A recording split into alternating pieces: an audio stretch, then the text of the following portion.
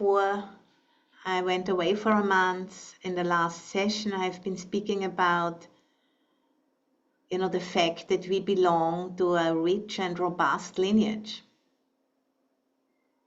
And that our ancestors, our archaic ancestors, had obviously figured it out how to live, how to develop skills, starting with the first stone tools around 3.4 million years ago, or the first earliest language about 2.1 million years ago. All of those processes, they have happened, otherwise we wouldn't be here today.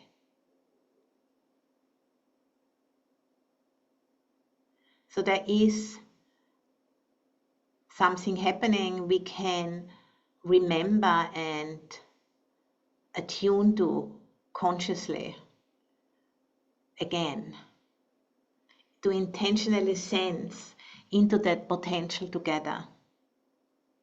And I've brought one image to help us to sense that. Here it is. It's an image, of our early ancestors sitting around the fire. And just look at that.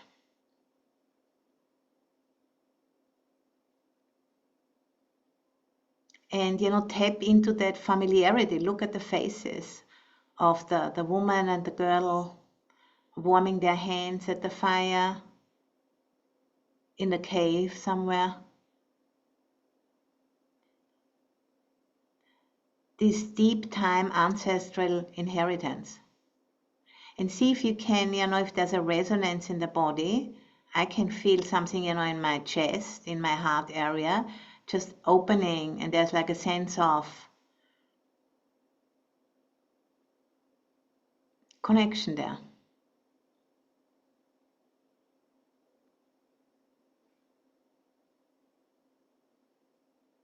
The incredible resilience, which must have been there to live in this way and to keep on moving. And here we are today, and this is our forebears, that's Homo sapiens.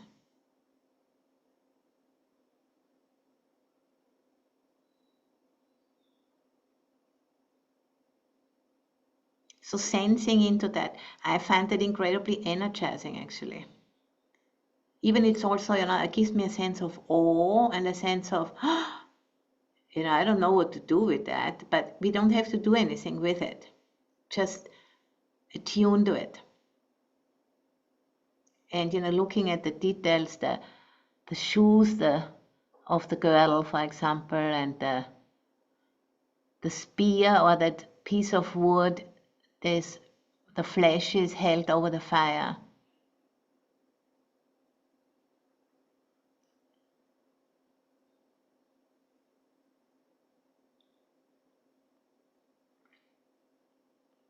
The cave walls behind. And just see how that resonates in the heart, in the chitta, the heart mind, which knows in an intuitive way, not in an intellectual way, but which knows all of it, in one glance. This is a different way of knowing. And this is the kind of knowing we need to start to trust into again.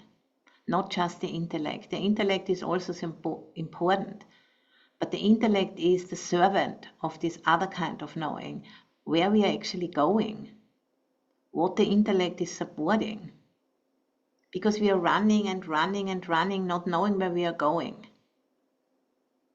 And we are actually continuing this lineage.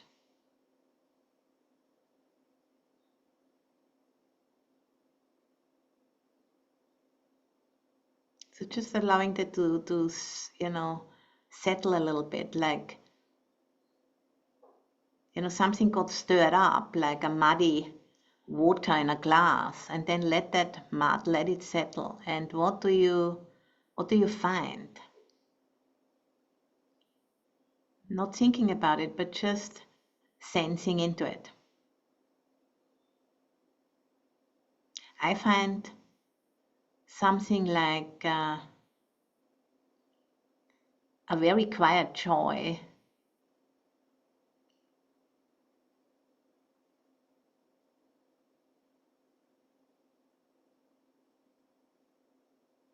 about the beauty of all of this.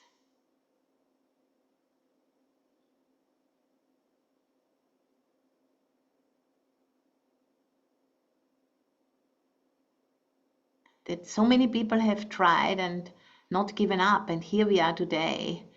Why should we give up now?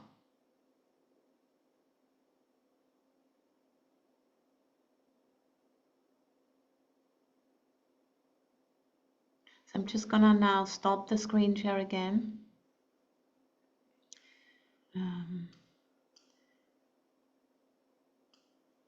Well, I would like to, here. Okay, back. So really familiarize ourselves with that different way of knowing. You know, in a culture which is obsessed with progressing into the future and not having a vision for the future. We need to have a vision for the future. We need to have a vision for what we want to see, rather than, you know, bellowing out things like making America great again. It's all about the past. We need a vision for the future.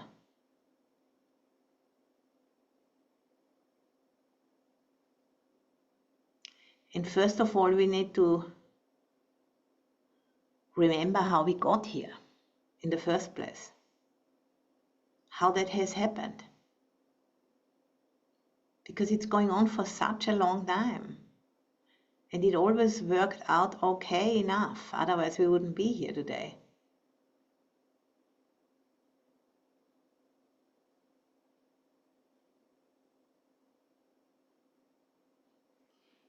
So now, as this image suggests, which I just shared, it surely wasn't an easy ride, you know.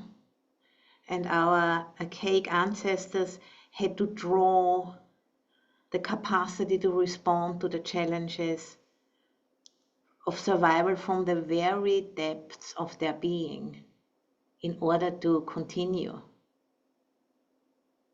They had to draw from the very depths of their being. And because, you know, they had a reverence for what they were living inside of, not a contempt,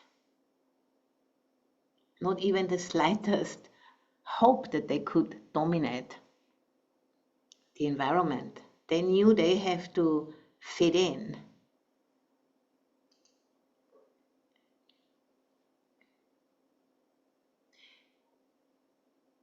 And, you know, that's what we need to remember as well.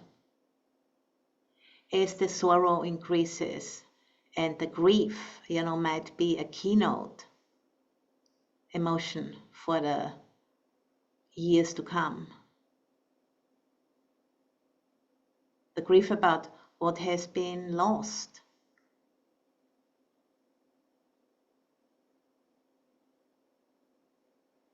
But it can be remembered. We can pick up the threads again and weave them into the tapestry of our lives.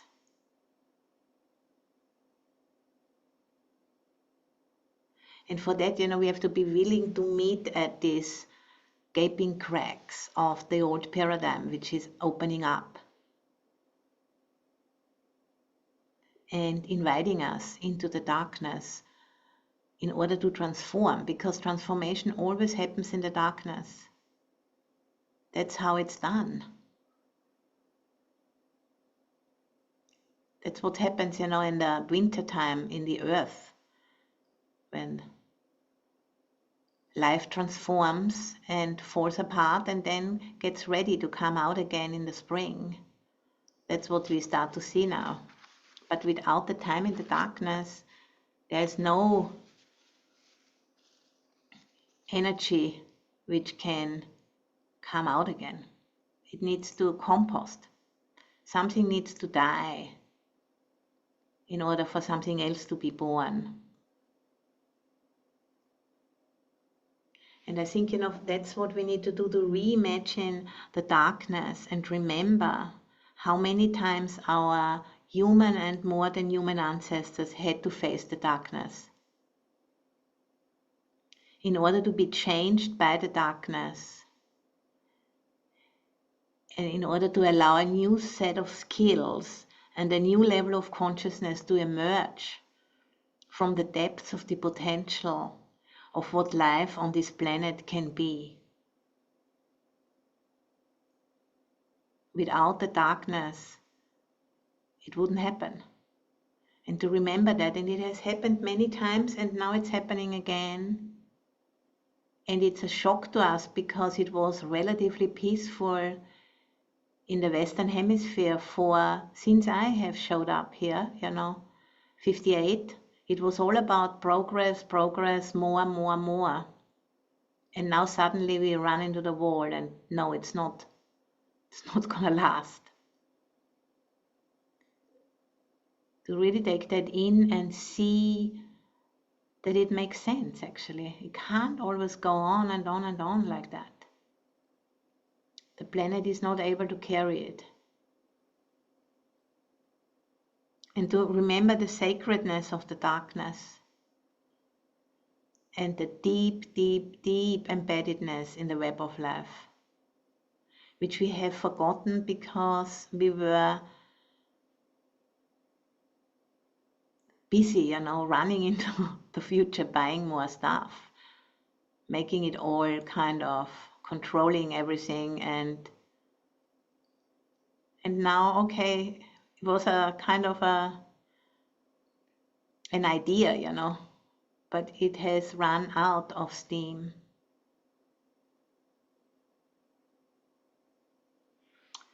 So I'd like to share with you today a quote by Robin Wall Kimmerer, who has written the book Braiding Sweetgrass, which has become very well known, and I'm sure quite a lot of you have read it. And she is a First Nation person from the East Coast and also a professor for biology. And this is a quote from her book. "So much has been forgotten, but it is not lost. As long as the land endures and we cultivate people who have the humility and the ability to listen and learn. So much has been forgotten, but is not lost.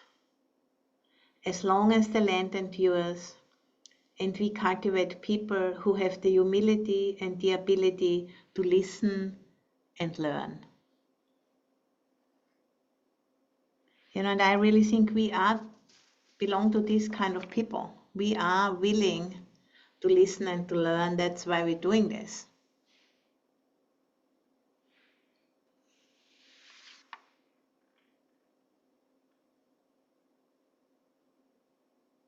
So that's beautiful. And let's rejoice in that we have understood to a certain extent what's needed, and we have found a group of like-minded people, and here we are.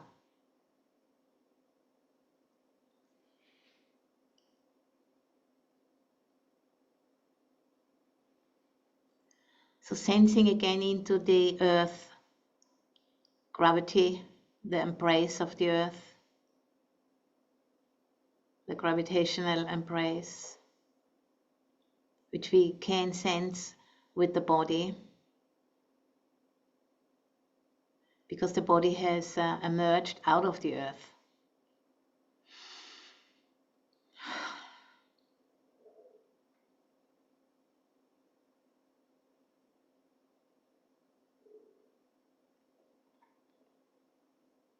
and feel the blood pulsing in maybe in your fingertips, your neck, chest.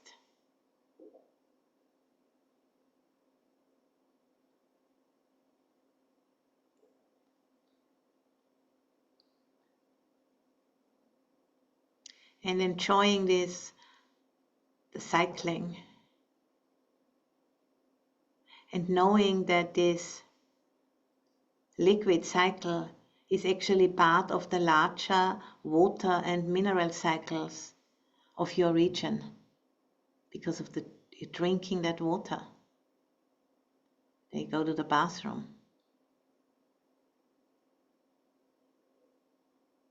So you're part of that water and mineral cycle of your region.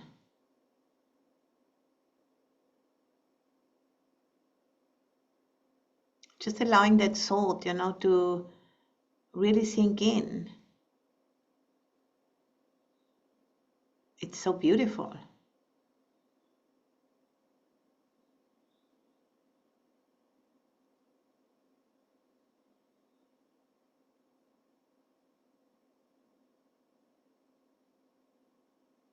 And just as your blood, nourishes you, water is the blood of the earth.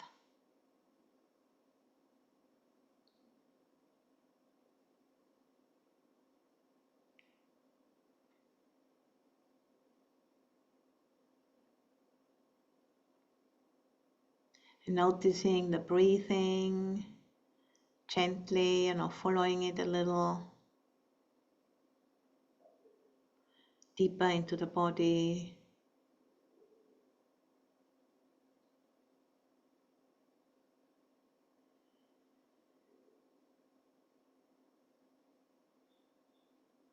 Like the, blood cycling through the body, the breathing is also mostly automatic and enjoyable, natural, taken for granted life process.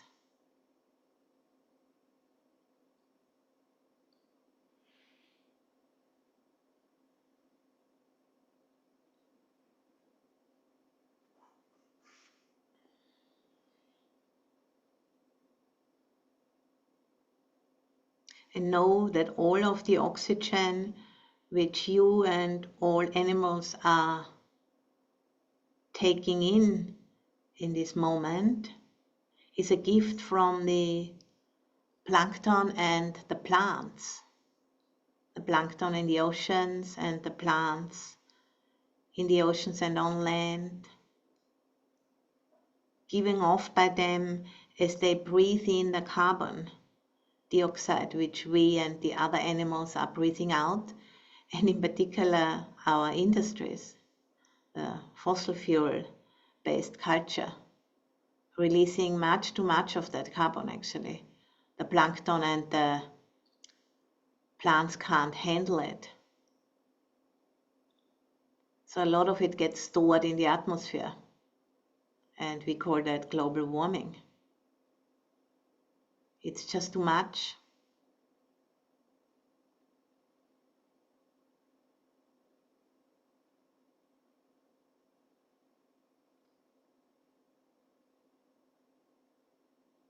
And then if you have a plant near where you sit, you could open your eyes and look at the plant.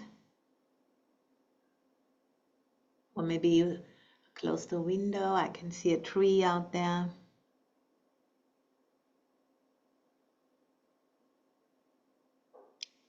Or you can visualize a tree.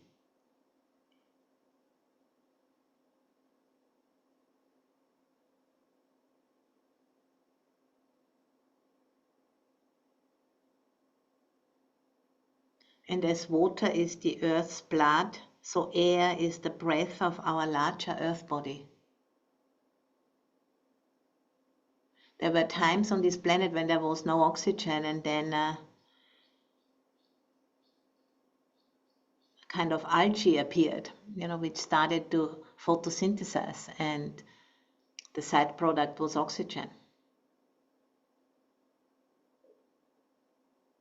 So this oxygen has been built up over a long, long time, and then allowed animals like us to show up.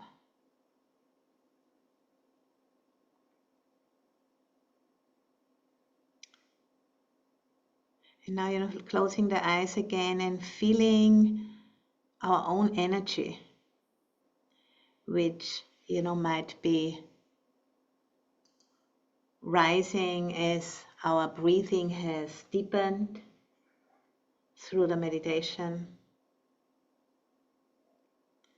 And, notice your muscle tone.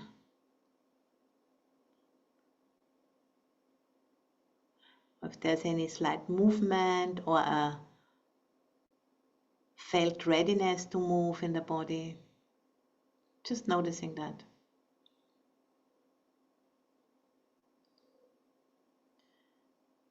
The energy body, which is slightly larger than the body itself. Just sensing into that. Spreading out the awareness throughout the whole body.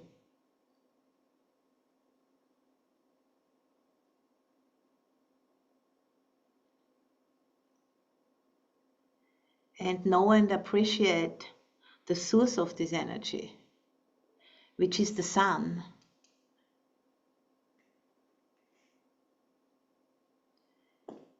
And then maybe you can open your eyes again and take in the sunlight. Even it's a cloudy day, maybe there's still sunlight. That's like photons raining down from the sun onto planet Earth and bringing it to life.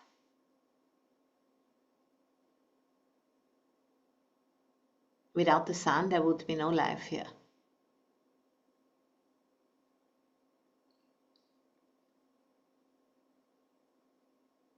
And this sunlight energy in you is released with each heartbeat, and with each breath. Having come to us through the food chain from the sun. The sun allows food to grow, and then we eat the food. It's like we are eating the sun.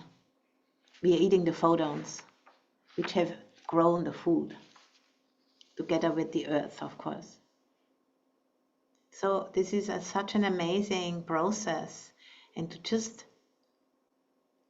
be conscious about that is so important at this time, because this is what is required for the transformation.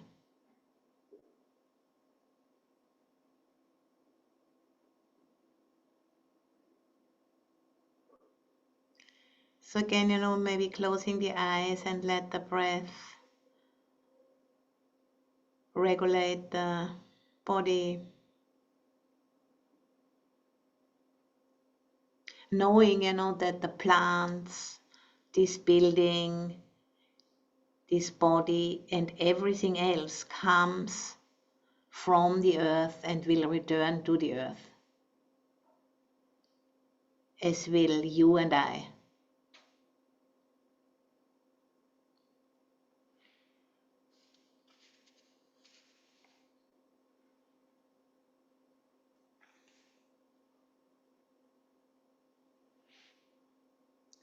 As simple as that.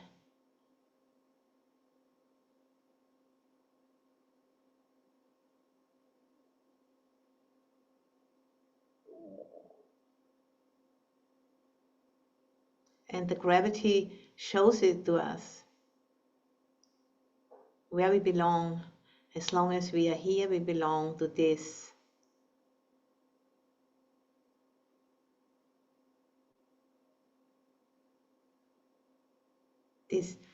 amazing cosmic drama.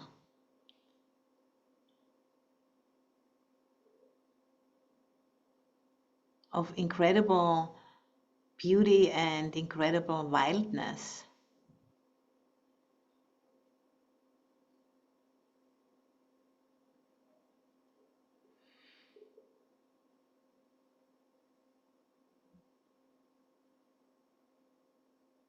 And it's now time to compost the old paradigm for another time. It has been composted many times. And this is another occasion where it's necessary in order to move on, to move out, and to keep walking into the next paradigm, which is already emerging. And this group is one of those pockets of sanity where we are encouraging that in ourselves. We are making ourselves available for that.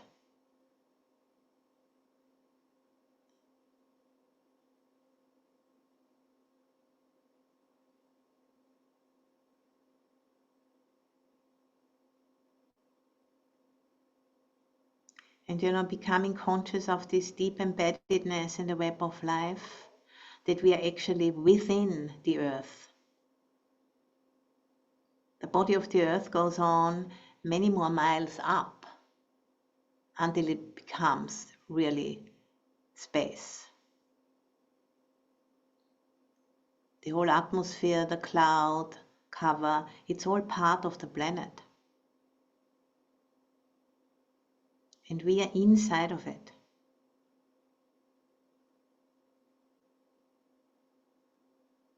So to imagine, to visualize that truth, that we are within Earth, and that we are all part of a living intelligent system which is called Earth, planet Earth. We are not on top of it, we are inside of it.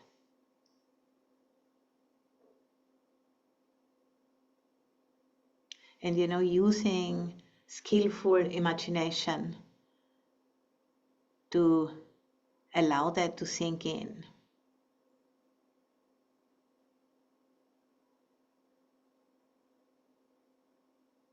And to be able to sense into that. And I have a beautiful quote here by James Hillman, who was a psychologist, a Jungian psychologist who died, I think, about 10 years ago. There's talks of him on YouTube if anyone is interested. And he said, to sense deeply, we must imagine. And to imagine accurately, we must sense. So to use the capacity to imagine and to sense together in order to open up a viable future for those who come after us.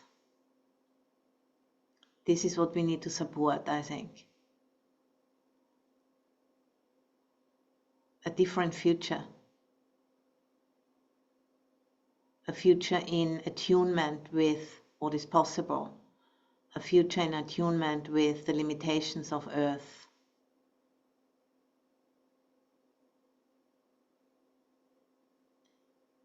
To sense deeply, we must imagine. And to imagine accurately, we must sense. James Hillman.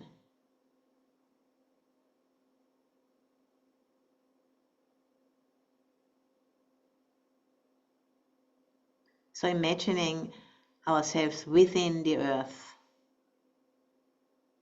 and then sensing into that being within, like in a womb, like a baby in a womb.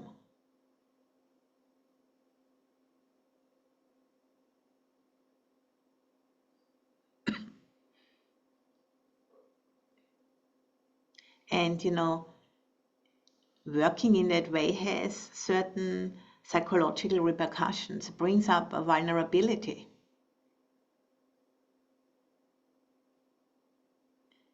And knowing that there's a lack of control.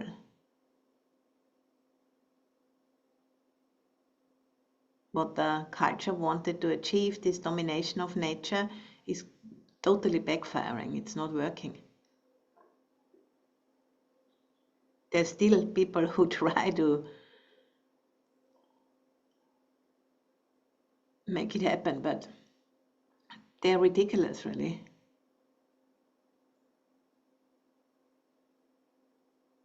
So then if we really, take in this lack of control it opens up a receptivity capacity to attune.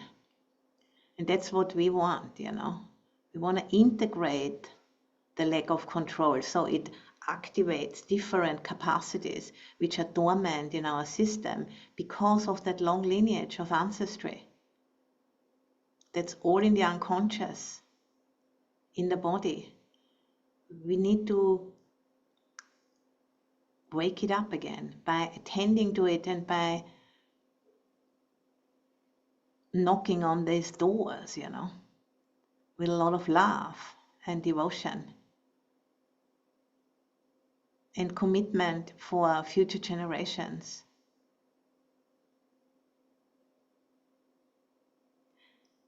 You know, and by relinquishing those defenses, there's a mysterious capacity to sense and connect becomes freed up. You know, what you maybe had a sense of when we were looking at the image of our forebears in a cave. And you can do that at home, you know. Just Google ancient humans and here they are. There are some really beautiful images. And in that way, you know, we become part of a shared communication system with Gaia.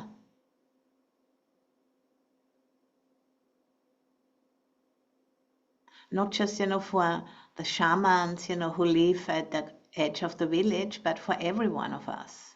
We need to reawaken that.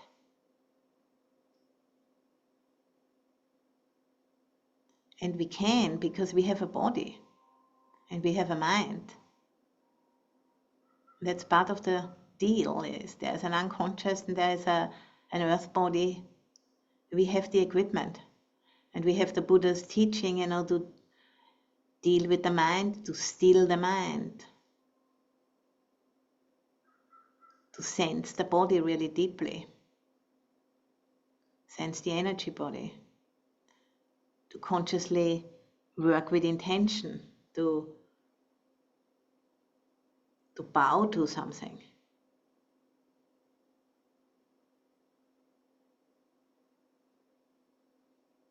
And to awaken that capacity for perceiving in a much more holistic way by listening with the whole body.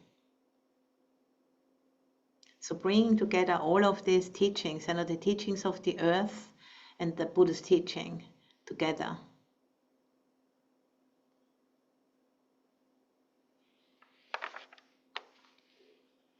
And I think what it will lead us to is to an identification with the planet as our true ground on a physical level. And that identification is the medicine. It will awaken different ways of thinking and acting in us. Because, you know, as soon as we understand that the cut is arbitrary, we can either say, you know, we end at the skin, or maybe it's the distant stars, or the edge of the city where you live. Where does your body end? If you think about the food chain, if you think about the breathing, where does it end? We can't say.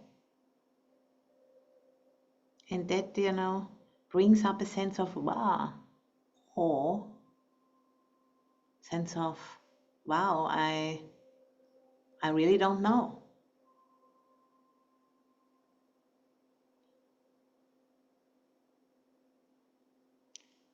We are all part of a living, intelligent earth. And at the deepest level of our psyche, we always remain sympathetically bound to the earth that has brought us into existence. And we want to, you know, reawaken that sympathetic connection, this deep, deep memory And we can see it, in small children, how they are in awe of the natural world of animals, or how they can completely lose themselves, playing in a little creek in the forest, throwing some stones into a lake, be totally enchanted by that, because they are still remembering, because they are out of the womb for maybe 1, 2, 3, 4 years. They remember. I've just recently been, walking in the forest near a lake here in my house, at the Earth Room, and I saw a little child, being completely enraptured, standing in a creek and throwing stones. It was so, so sweet. And I remember how I did it myself, and how natural that was, how clearly I knew the depths of my connection with the creek and the stones and the forest. And we can come back to that.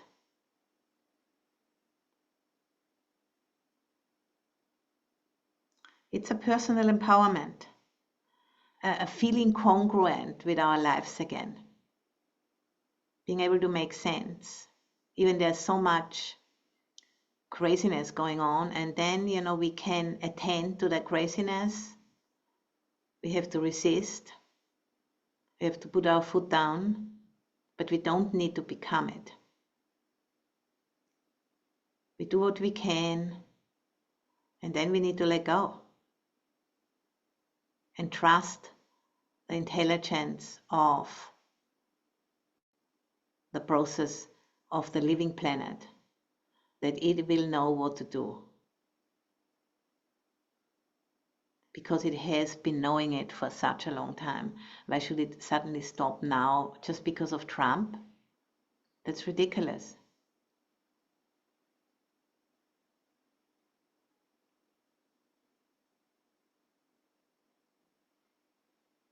Trump against the earth. I mean, he's really trying hard. But, I mean, he doesn't stand a chance against the earth.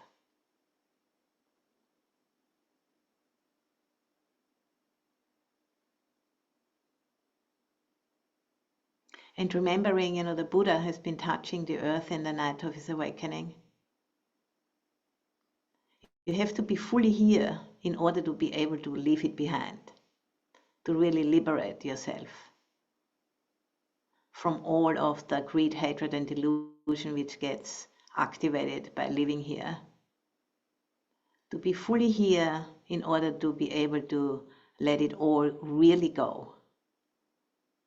Not because we are afraid of it or we don't want to deal with it, but because we have really fully done the job, and now we are bowing out because we know samsara can't be fixed. But as long as we are here, we need to try with all our might, and that's the path.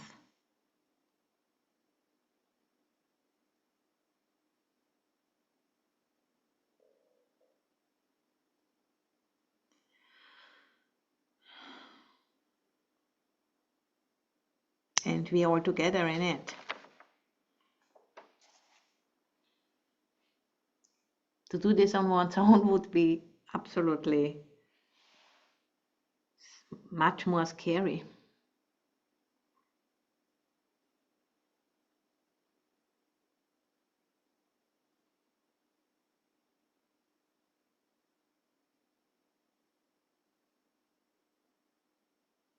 So allowing all of that sink in a little bit, and then I'd like to, in a few minutes, close with a chant, the sharing of blessings, with all of those sharing the blessings, who are afraid in so many different ways of being targeted, of losing support, of losing insurance, of losing social security, of losing all kinds of things.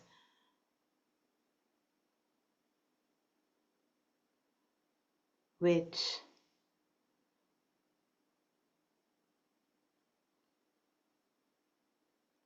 are part and parcel of what it means, to be a citizen of this country.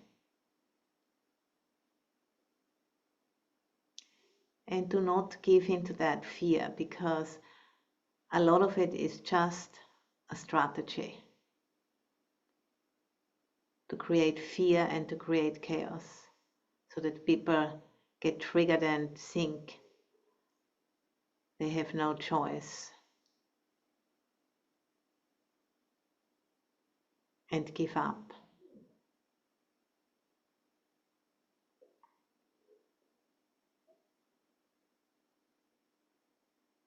Not buying into that and remembering who you really are, the long lineage behind us. And we keep continuing.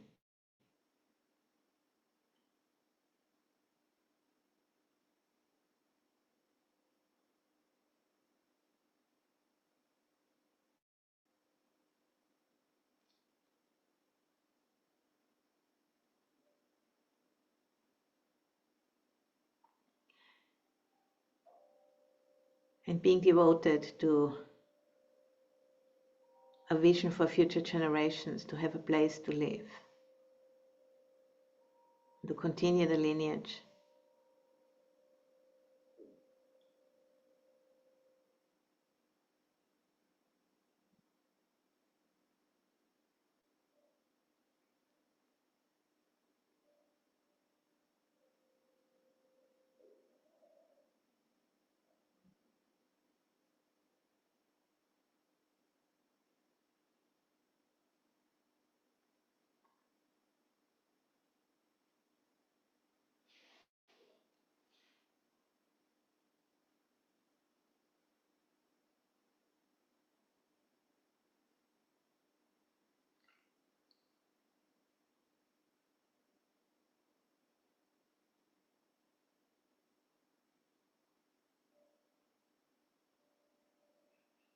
And also sharing blessing with all of those, who feel so disconnected from this beautiful system, Earth, that they don't care. They just want to extract and colonize and keep on to their last breath. This poverty of heart and mind is really very sad to see, even dangerous, unfortunately. But we need to share blessings with those people as well, that they might wake up one day to know who they are, where they come from, and what their true responsibility is to continue the lineage, or to at least try to, and prepare a space to land for future generations, just as we have had a place to land. That's why we are here today.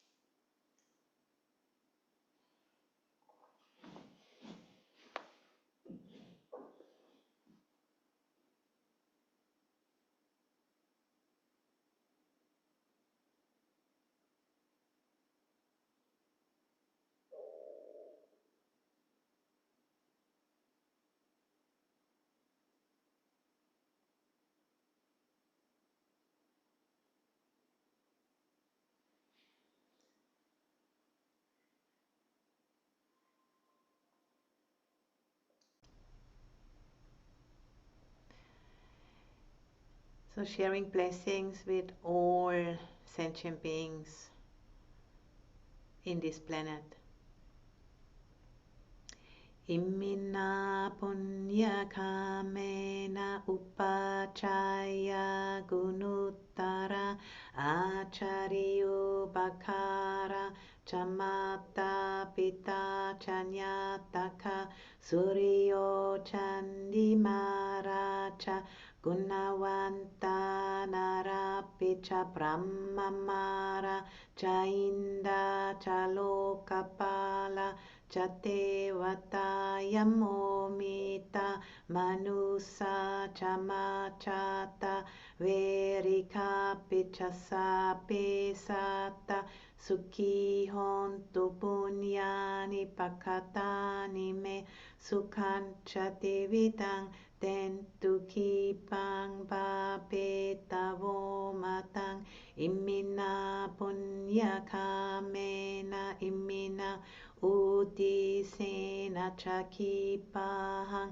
sulabheche vatanhu patana chetanang ye samtane hina tamma yavani panato mamang Nasantu sabata yeva yata chato pawe uchuchitang satipanya saleko viriangina maralapantu no kasang katuncha viriye sume Buddhati pavaronato tammo nato Tamo nato pace caputo chasanko nato taro mamang deso tamanu pave nama roka sang lapantuma. May you have every good blessing. May all the devas protect you. By the power of all the Buddhas, may you ever be well. May you have every good blessing. May all the devas protect you. By the power of all the Dhamma, may you ever be well. May you have every good blessing. May all the devas protect you. By the power of all the Sangha, may you ever be well.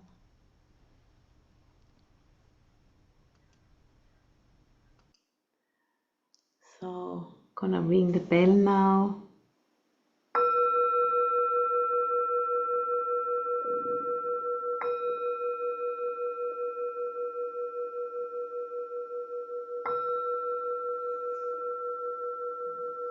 Then please, take your time to come out